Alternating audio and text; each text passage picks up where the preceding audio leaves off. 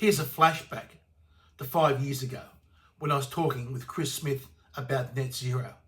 Every single thing I said then 5 years ago was right.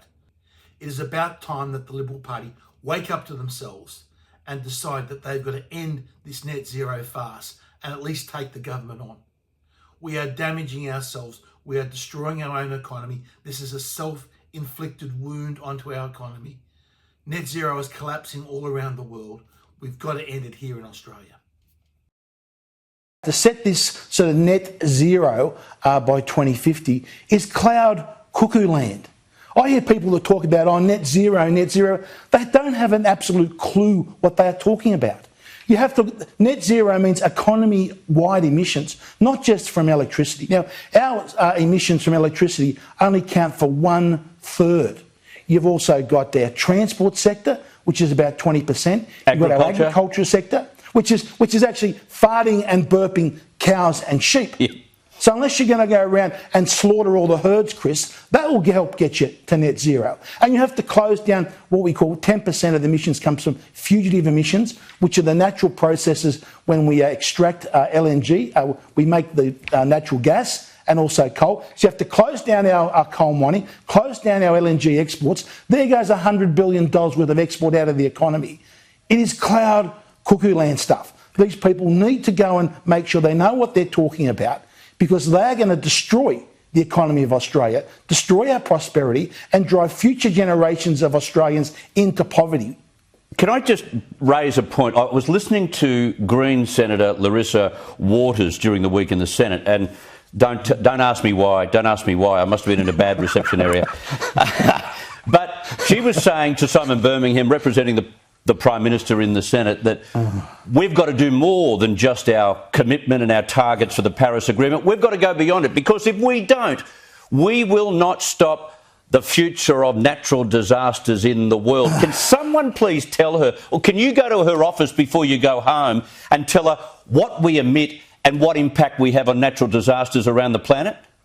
Well, Chris, firstly, let's look at the evidence. Now, the evidence shows that the number of natural disasters since the turn of the century is actually declining. They are the figures, the United Nations' own figures. If we look at deaths from climate disasters, they are down something like 95% over the last century and are down 50% over this 20 years compared to the previous 20 years of the last century. So you've got natural disasters down, you've got death. You've also got, when you look at the insurance claims, the real cost of insurance claims of natural disasters is falling. On the other hand, Chris, we've got record crop yields across the board. We've got islands in the Pacific that are growing in size. Everything these alarmists carry on about, the exact opposite is the truth. They are fraudsters, they're doing it for their own power, and they have no idea, Chris, the damage that they are going to do to our nation's prosperity. Now listen, what's the Matt Keane, the Energy Minister of New South Wales, doing?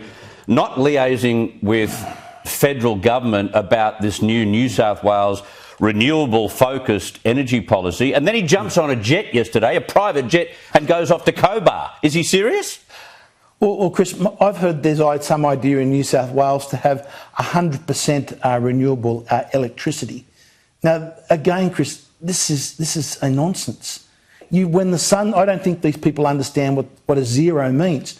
When the sun doesn't shine, Chris, at night time, it doesn't matter how many, you could cover the entire state of New South Wales with solar panels. When the sun sets, like now, a solar power is delivering zero to the grid. And when the wind doesn't blow, which often happens in the evening, you get zero.